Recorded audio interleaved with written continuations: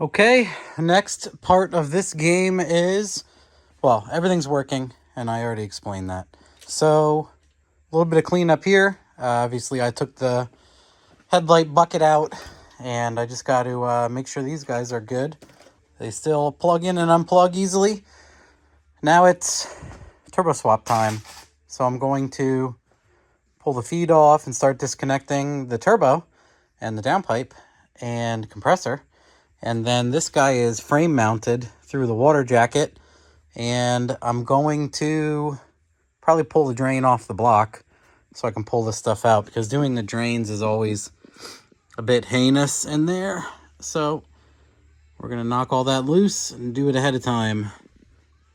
Stay tuned. All right, back at it again. Oh yeah, did I mention we'll get a better shot of this?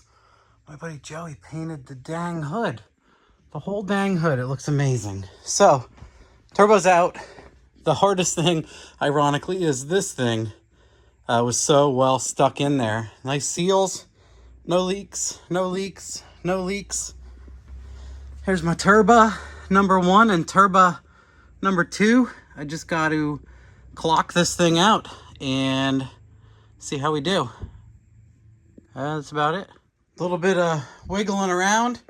And it is a drop-in size, so we're going to continue to mess with everything else. The only problem is Tom built this beautiful bracket to screw into the water jacket, and this has the split, so the inlet outlet you can, swap around sides and whatever to make it easier, but instead of a center bolt, it has offset ones.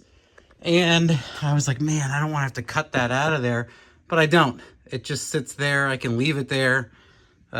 He can modify it later one day.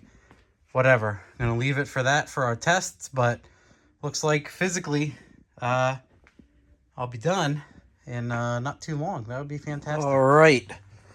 I've got front end mostly together. I still have to tighten everything here. The fenders, obviously are still loose. I got to line everything up. Headlights are in, headlights work, turbos are in, everything is bolted down. I got to tighten everything like 6 times. This guy stripped out when I was tightening it. It actually popped the thing out of the 90. So I got to get another 90 for the turbo feed. And then I have my crank seal leaks like a son of a bee. And it has since I installed it. So it's probably cracked or old or whatever.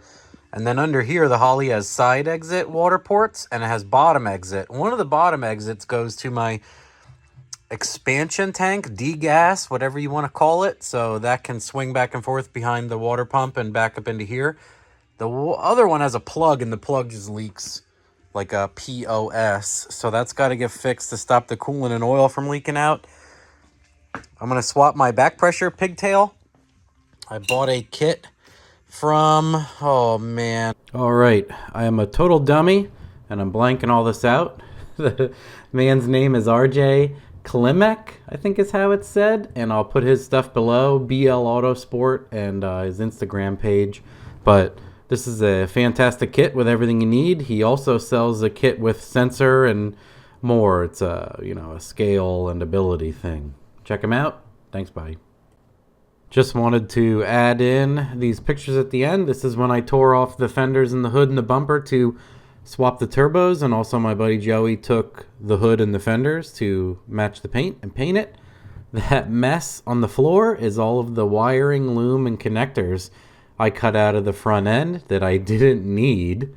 And then here is the turbos, the old one and the new one.